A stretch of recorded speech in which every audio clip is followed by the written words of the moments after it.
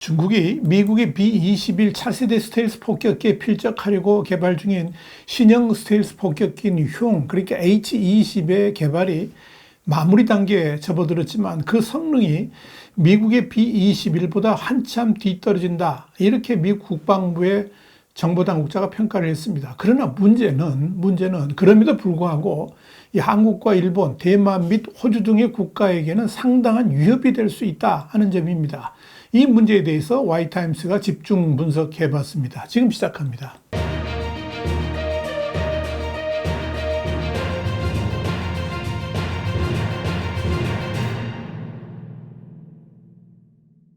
일본의 요미우리 신문은 6일 남중국해 분쟁과 양안, 그러니까 중국과 대만 문제로 미중 간 군사적 긴장 수위가 높아지는 가운데 중국 인민해방군이 개발 중인 흉, 그러니까 H-20 스텔스 폭격기가 최종 단계에 진입했다. 그러면서 이 흉 20 스텔스 폭격기가 실전 배치된다면 미국의 제공권에 대한 중국의 도전이 본격화될 수 있다. 이렇게 보도해서 눈길을 끌었습니다.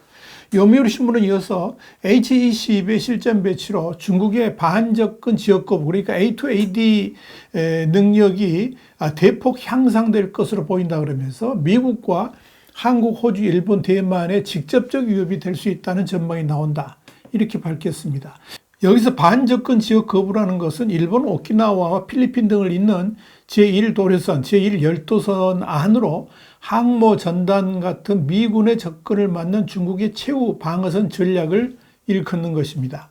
그렇다면 H-20 스텔스 폭격기의 기술력은 얼마나 될까요? 일단 군사 전문가들에 의하면 중국이 2016년 개발 계획을 발표한 H-20은 레이더에 잡히지 않는 스텔스 기능을 탑재하고 핵을 실은 채 1만 킬로 이상을 비행하는 능력과 정찰 기능을 갖출 것이다. 그렇게 전망을 해왔습니다. 현재 스텔스 전략 폭격기를 운영하는 나라는 미국뿐입니다. 분명한 것은 이 H-20이 공식적으로 얼굴을 드러내는 것은 그리 멀지 않은 것으로 보입니다. 여기에 대해서 중국의 왕웨이 공군 부사령관도 지난 3월 홍콩 상보 인터뷰에서 H-20 도입 공식 발표는 이제 금방이다. 조금만 더 기다리면 된다. 이렇게 말했습니다. 그런데 이 H-20의 등장을 바라보는 미국의 시각은 한마디로 시큰둥합니다. 군사전문지 디펜스원은 지난 4월 23일 미국 국방부 정보당국자의 평가를 인용해서 중국이 미국의 B-21 차세대 스텔스 폭격기에 필적하려고 개발하고 있는 신형 스텔스 폭격기의 성능이 B-21 레이더보다 한참 뒤떨어진다. 그렇게 말하면서 미국은 중국이 개발 중인 H-20 스텔스 폭격기를 우려하지 않는다라고 말했다. 이렇게 밝혔습니다. 정보당국자는 이어서 이 H-20의 시스템 디자인을 실제 보면 아마 미국 스텔스 폭격기의 수준에 근접조차 하지 못할 것이고 특히 우리가 도입할 예정인 더 최신형과 비교하면 그렇다. 그러면서 중국은 자기들의 시스템 역량을 B2나 B-21과 비슷한 형식으로 기능하도록 실제 만드는 데 있어서 많은 공학 설계상의 어려움에 직면했다라고 주장했습니다. 이 당국자는 그러면서 중국이 H-20을 곧 공개하겠다는 입장을 지난 수년간 밝혀왔다 그러면서 이 중국이 폭격기를 선보인다고 하더라도 중국이 필요한 유형의 역량이나 중국이 필요한 수량을 실제 확보했다는 것을 꼭 의미하지는 않는다라고 말했습니다. 이렇게 중국의 스텔스 폭격기가 얼굴을 내보이는 것이 계속 미뤄지는 것과는 다르게 미국은 이미 주력 스텔스기 B2를 2022년 12월 실전 배치에 활용 중이고 B-21은 B2를 훨씬 뛰어넘는 수준의 업그레이드가 이루어진 겁니다. 그러나 중국의 H-20은 사실상 미국의 B2를 모델로 개발하고 있는 것으로 알려졌습니다. 실제로 H-20은 B2와 비슷한 삼각형 모형이다가 크기는 더 클 것으로 보입니다. B2는 전장 21m, 전폭 52.4m의 대형 폭격기입니다. 그러니 중국의 H-20이 분명 기술적으로 미국의 B2 후속 모델인 B-21을 따라오기란 한계가 있을 것이라는 의미입니다. 그래서 미 국방부 관계자도 H-20이 미국의 스텔스 폭격기 수준에 근접조차 하지 못할 것이다. 그러면서 우리가 도입할 예정인 최신형, 그러니까 B-21과 비교하면 더 그렇다라고 말을 한 것입니다. 2026년 실전 배치될 B-21은 탑재 중량이 13.6톤으로 B2의 절반 수준이지만 스텔스 성능이 크게 향상되고 첨단 기술이 총집결돼서 디지털 폭격기다 이렇게 부르고 있습니다. 또 B-21에 내장된 개방형 시스템 구조는 중국과 러시아 위협이 증대되는 데 발맞춰서 전략 폭격기의 효율성을 높임으로써 미 공군의 지속적인 대응 능력을 유지시켜 줄 것으로 보입니다. 개방형 시스템이라는 것은 현대전에 필요한 각종 첨단 항공기 플랫폼 및 무기 시스템과의 호환성을 높여줍니다.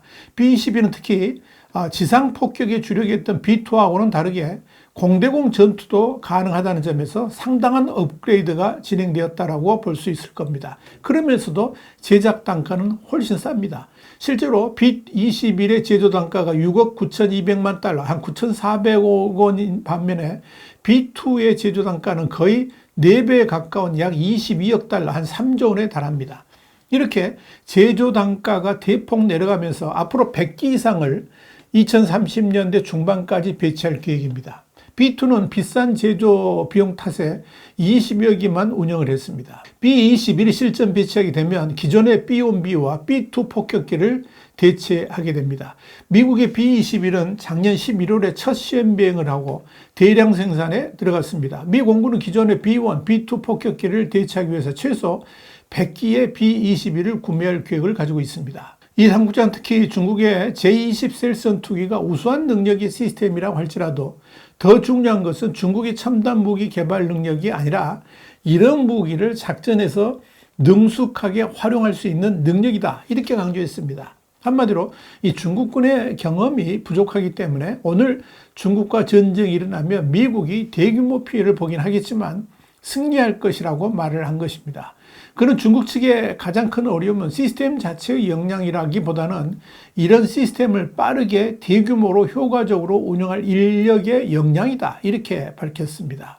전반적인 평가를 보면 중국의 H-20 스텔스 폭격기가 실전 배치된다면 미국과의 기술 격차로 B-21과는 상대도 되지 않겠지만 그럼에도 불구하고 미국의 아시아 군사 전략을 뒤흔들 수 있고 아시아 태평양 국가들의 안보에는 직접적 위협이 될 수 있을 것으로 보입니다. 만약 이 H-22 실전 배치를 완료했을 때 미국과 일본의 방공 레이더에 잡히지 않는 H-22, 제1도련선 상공을 날아다닌다는 사실만으로도 위협적일 것입니다. 더 큰 우려는 만약 중국이 대만 해역을 봉쇄한다든지 또는 전쟁을 일으켰을 때 H-20으로 말미암아 미군의 함대 투입 판단을 어렵게 만들 수도 있다는 점입니다. 뿐만 아니라 H-20의 항속거리, 그러니까 추가 급유 없이 가능한 최대 비행거리를 항속거리라는데 이 항속거리가 유사시 B-21의 거점이 될 앤더슨 공군기지가 있는 괌까지 겨냥한다는 점에서 미군의 아시아 태평양 작전을 흔들 수도 있을 겁니다.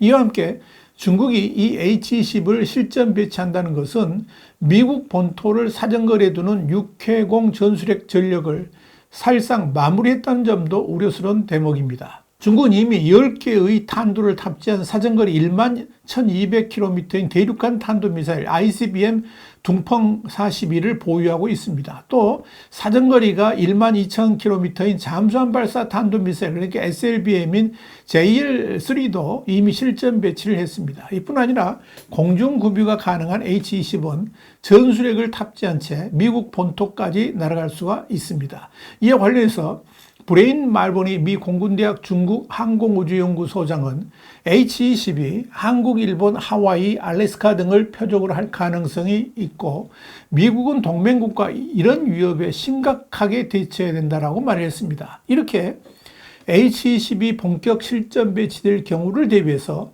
우리의 방어 전략 또 방공망 구성 전략에도 신경을 써야 될 것입니다. 이는 특히 우리만의 문제가 아니라 일본, 대만, 호주 그리고 궁극적으로 미국에도 직접적 영향을 끼친다는 점에서 오커스 플러스 체제에서 깊숙이 논의가 되어야 할 것으로 보입니다. 와이타임 정세 분석이었습니다. 감사합니다.